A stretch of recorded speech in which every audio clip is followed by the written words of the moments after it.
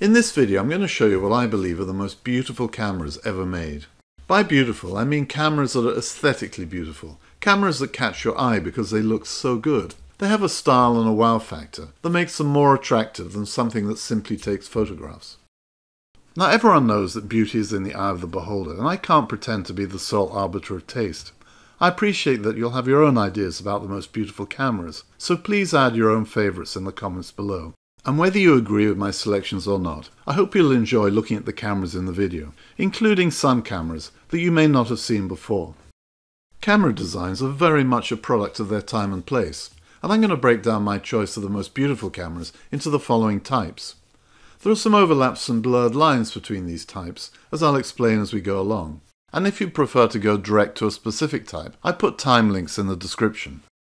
So without further ado, let's begin at the beginning with the granddaddy of them all, the Giro daguerreotype camera, made in France in 1839. The Giro was one of the world's first commercial cameras, designed for people who wanted to use Louis Daguerre's method of taking photographs. It's a far more beautiful piece of equipment than the crudely constructed, so-called mousetrap box camera made for Daguerre's English rival, William Henry Fox Talbot, also in the late 1830s.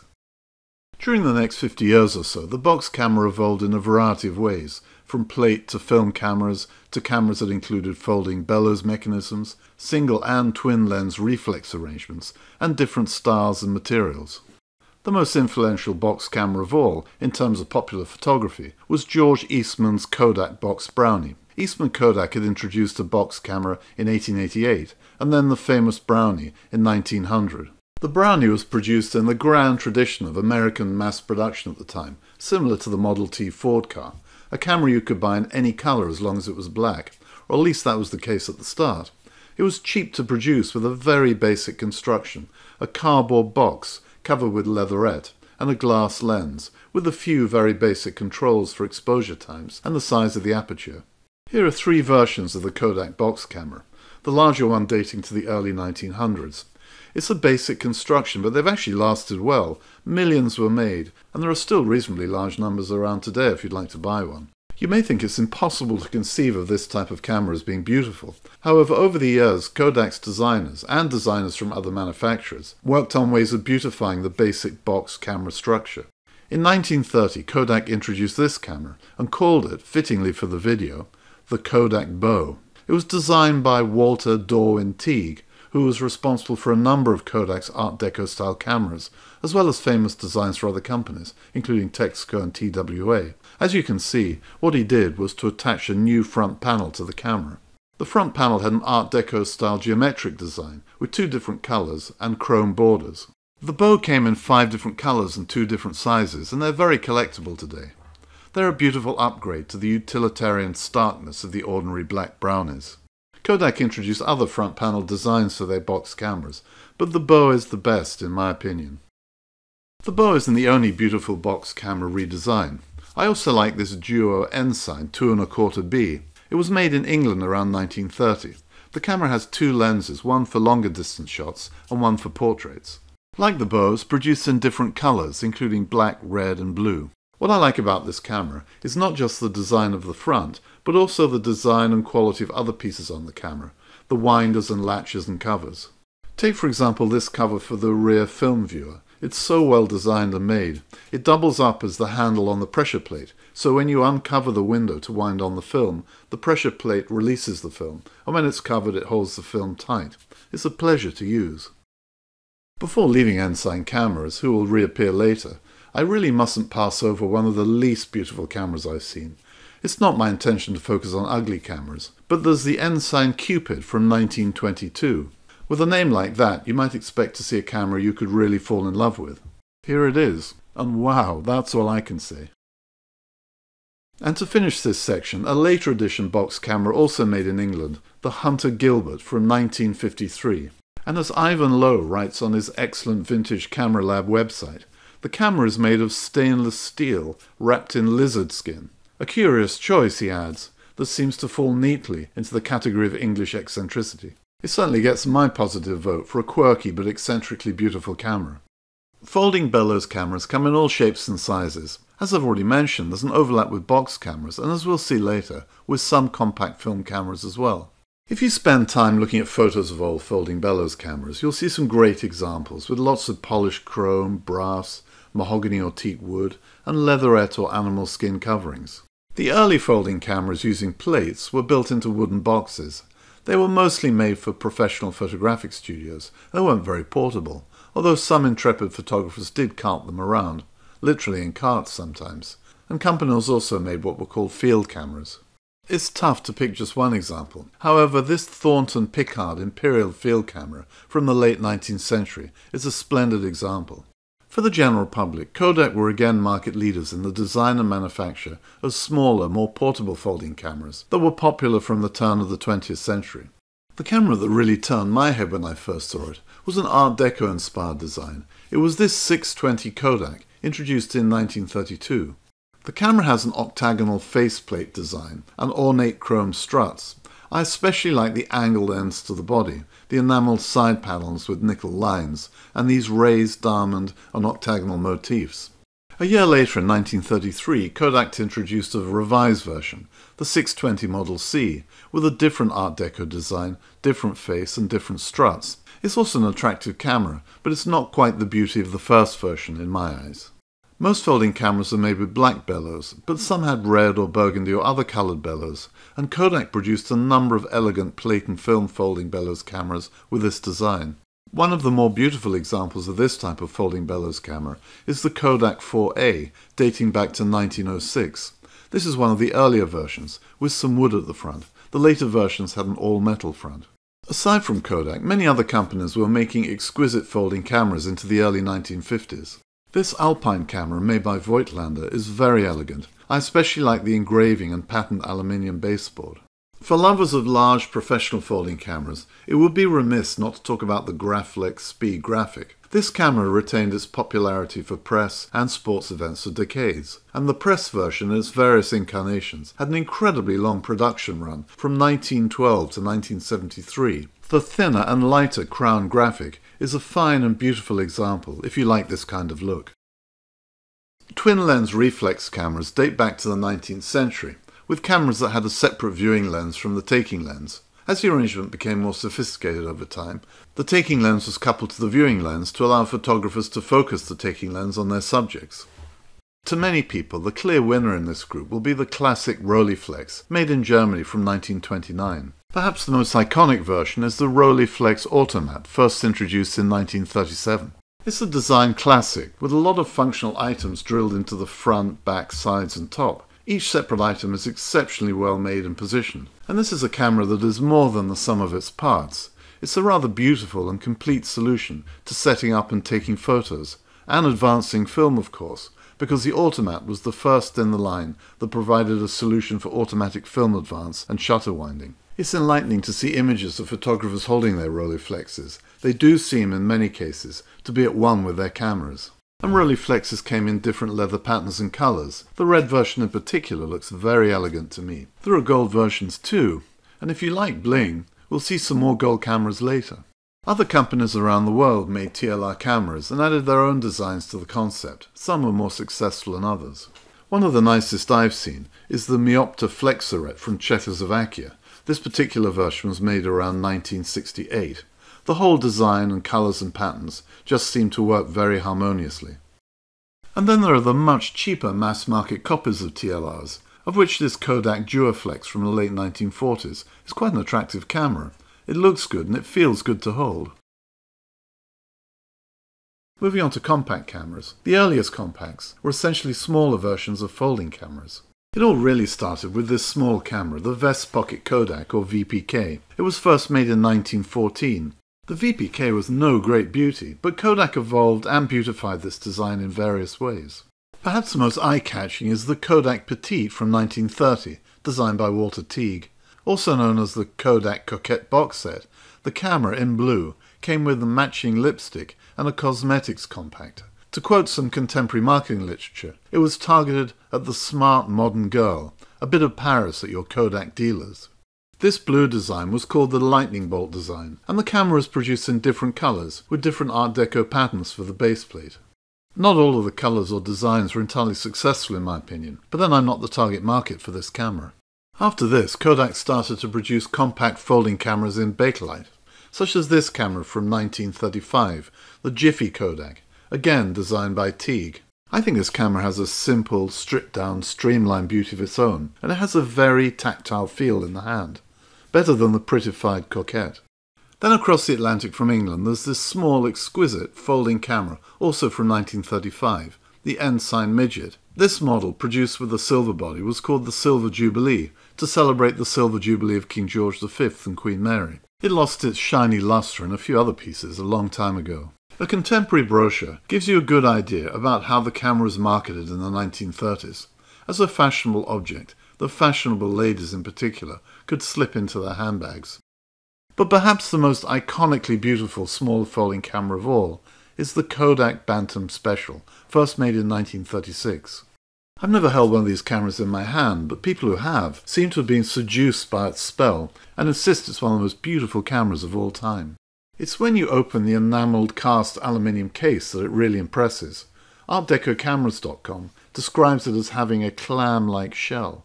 It was designed by the ever-busy Walter Teague, and it's certainly a very distinctive, powerful, and ultimately beautifully executed design. The perspective down the side of the camera, with a kind of ocean liner look, is especially wonderful. Moving on 2 decades, to a compact folding camera that I think is absolutely gorgeous, the Voigtlander Vito 2A. It has the distinction of being one of the very last mass-market 35mm compact folding cameras ever made, when production ended in 1957. The camera is a stunning piece of design and engineering. It's surprisingly small thanks to the lens retracting into the body. It's more streamlined than many other cameras and Voigtlanders because the dials retract. It looks super cool to me, and it feels wonderful, both folded down and opened up. It has the feel of an incredibly well-made instrument, and it takes good photographs as well, with a well-respected lens. Another admirable Voigtlander in terms of its design verve is the Vitesse. It was made in the early 1950s, and it has what's called a barn door mechanism, plus what looks a little like a periscope sticking up from the top. And now onto single lens compact cameras with no folding mechanism, and made of Bakelite or plastic. The early cameras were quite design conscious, such as this one, the Kodak Baby Brownie, with a Bakelite body made from 1934. And from 1951 I'm quite partial to this French camera, again with a Bakelite body, a Fex Ultra Himalaya. I like the blue ring at the front of the lens, and the overall attitude of the shapes and lines. A lot of work went into creating this visual design, although you might consider it a bit too much.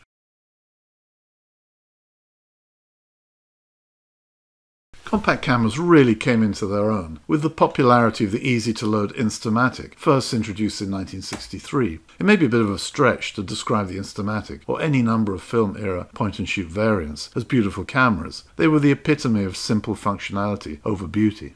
So which camera should we highlight as the most classic and most beautiful compact film camera?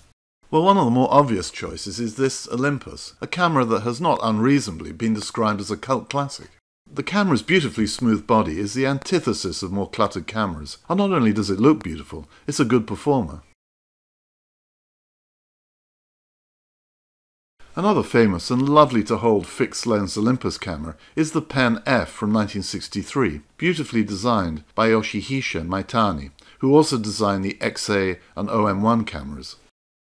However, if it's pure, unadulterated simplicity you're after, it's hard to look beyond the Carl Zeiss Jena Vera 1 from 1954. Such a beautiful camera to look at from the top.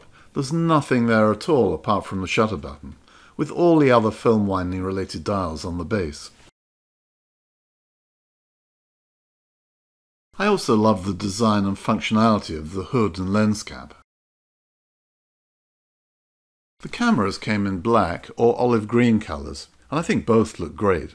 Unlike the later Veras, the ultra-clean lines of the first cameras are not spoilt by selenium cells on the front for the light meter. The later cameras also had interchangeable lenses. And then, in the small is beautiful category, this Voigtlander Vito B is a lovely fixed-lens film camera. Indeed, it's surprisingly small for a 35mm film camera, but very solid and really well designed. Moving on to digital cameras, there are a lot of cameras to consider, as you can see from this online search. With the smartphone revolution, the market has been dramatically shrinking, and manufacturers are competing on the basis of form as well as function, so there are some good-looking cameras in the market. As we scroll down, it's clear that the choice of the most beautiful cameras will be a matter of personal taste. Do you prefer sleek, minimalized, all-black cameras, or cameras with a lot of buttons and knobs, or cameras with brightly colored bodies? And there's also brand loyalty to consider, whether you have strong positive feelings or negative thoughts about specific brands. One brand that generates strong reactions on both sides is Leica. Whatever you think about the brand image, some of the fixed point and shoots made by Leica are rather beautiful. The Leica C-Type 112 is almost the epitome of small is stylish, and the Leica Q2 monochrome has a sort of dark, brooding beauty.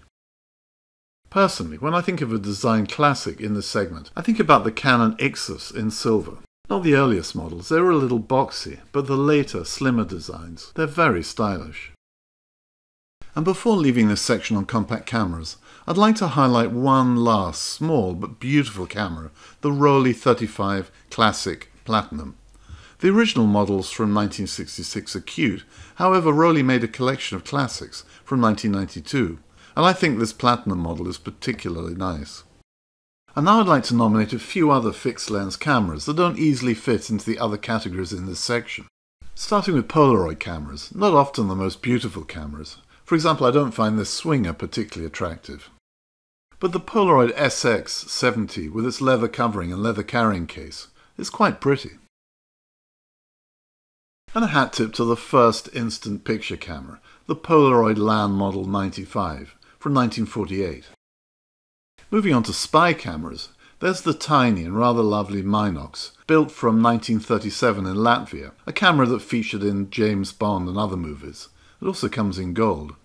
And the Tessina spy camera from Switzerland, a camera that could be worn on the wrist like a watch. Produced in chrome, it was also made in not so discreet red or gold.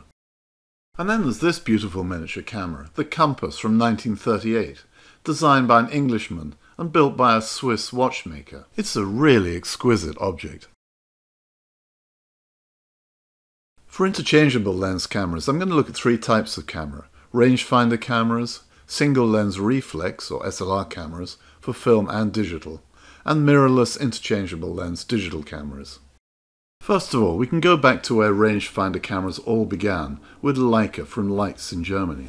To me, the most beautiful rangefinder film model is the Leica M3 double stroke from 1954, although Leica aficionados may opt for the Leica 1 or 2 or the Leica M4 Chrome or other models. This camera is a design classic. It had cleaner, more elegant lines than the earlier Leica 1 and 2 versions. I think the pictures speak for themselves. Other companies in Germany and around the world copied the rangefinder concept, and some of the cameras are good to look at and to use. I'm sure you'll have your own favourites. Some of the more attractive cameras included this Canon and Contax, but Leica was the first and the best. Moving to the digital era, the first digital M-series Leicas were criticised in some quarters for being quite bulky, but as the company came to grips with the implementation of digital technology, they managed to produce a slimmer design, more in keeping with their M3 heritage, with the Leica M10 for instance. Leica also has a habit of producing or authorizing special editions of their digital cameras, which are a matter of personal taste, including, for example, this version in brass for the M10, and this Bauhaus version for the CL, to celebrate the 100th anniversary of the Bauhaus School of Design. I'm a fan of the old Bauhaus School of Design and its emphasis on minimal aesthetics, and I like the desaturated Leica logo on this camera. It appeals to the inverted snob in me. Alternatively, having scrolled through all the different recent Leica cameras and their derivatives, the Leica TL2 is impressively eye-catching, has a sleek design, and a camera apparently chiselled out of a single block of aluminium. The silver anodized version is beautiful, no doubt about that, but either the silver or black will do.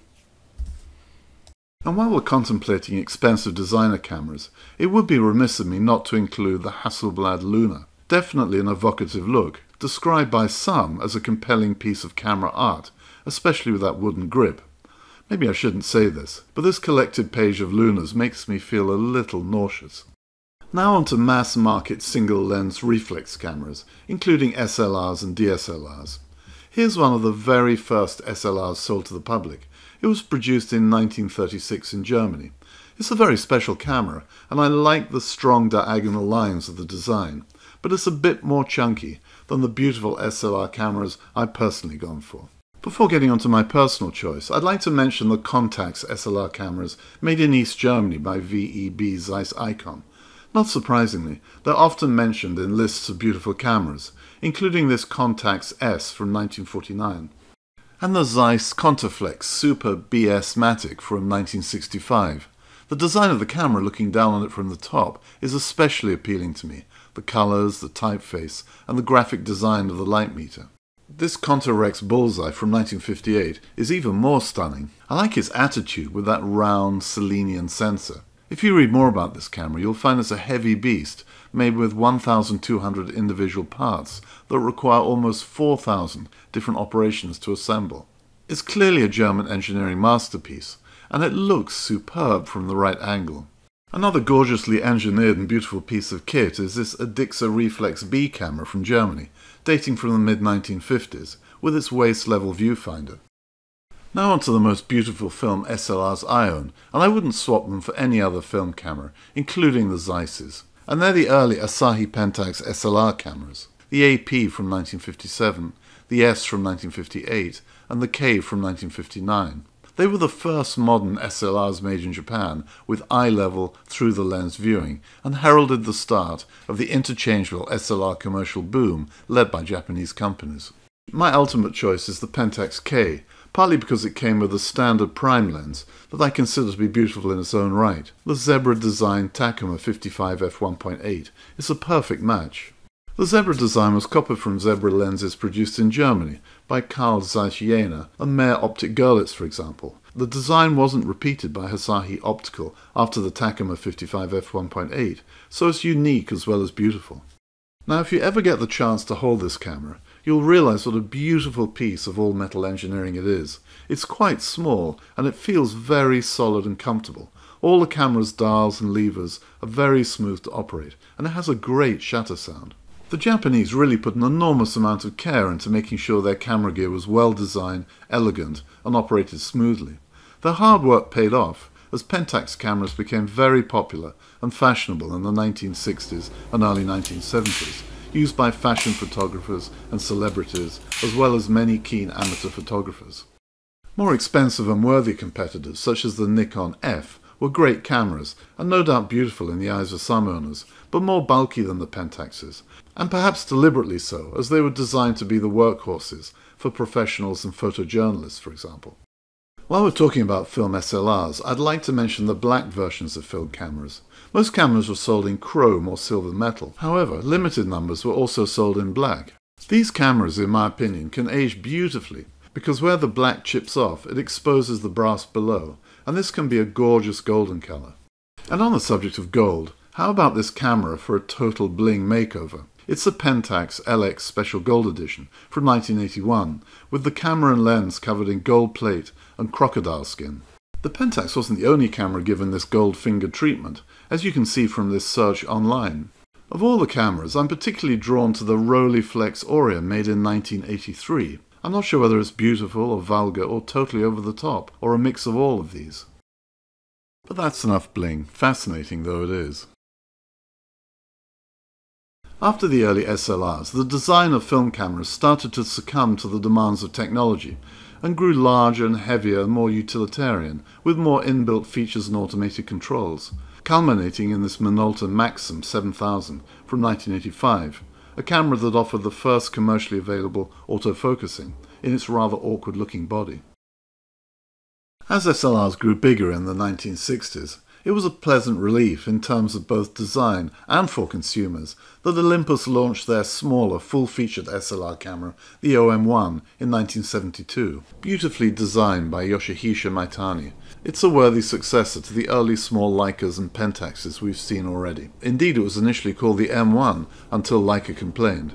Now it's time to nominate a digital SLR for this beauty parade, and this isn't going to be easy. For a while, it seemed the design of top-of-the-range DSLRs continued the film-era trend of cramming as many buttons and dials on the body as possible. With advances in microprocessors, automated functions and touchscreen displays, designers could reduce the clutter and introduce more contemporary streamlined bodies. And the Canon EOS 5D series would take my award for at least one of the best designs.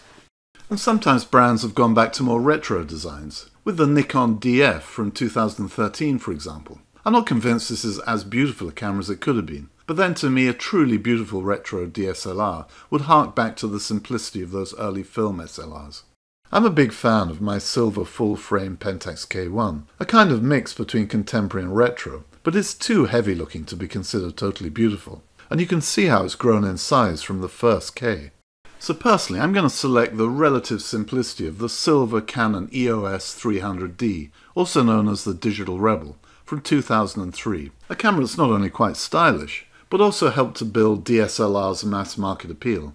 And next, we have interchangeable lens mirrorless cameras. There's a large number of candidates to choose from. The choice again boils down to whether one finds beauty in contemporary designs or more classic retro-style designs.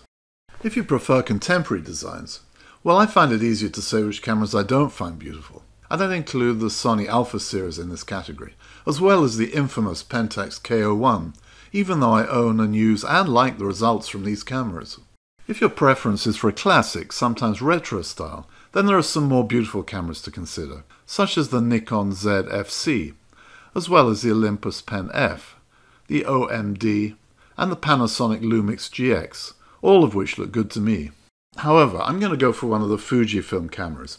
I think they deserve it for a clear and attractive design philosophy. The only question is whether it should be one of their rangefinder or more SLR style cameras. I know the XT series is very popular. However, I don't find them as beautiful as others seem to do. There are too many things crammed onto the body. So I'm going to opt for a rangefinder design and the Fujifilm X Pro 3. This is a beautiful camera in my opinion. And last, but by no means least, a camera you probably thought I'd forgotten, because it really could have been included elsewhere. But it's unique enough to have its own category, and it's a great camera to finish off this video. It's the Hasselblad, and I'm going to go for the Super Wide C, the SWC, as it's a smaller, more compact and lighter camera than the 500. This really is one of the most photogenic cameras, a camera that looks good having its photo taken, as well as taking photos. So that's it. It's been great fun doing the research for this video, but I'm sure I've missed some beautiful cameras in the process. Please add your own favourites in the comments below. I very much hope this will be an interactive video, and I'm looking forward to reading about cameras I haven't seen before. If you've enjoyed the video, please click like and subscribe if you haven't already done so. And until the next time, all the best.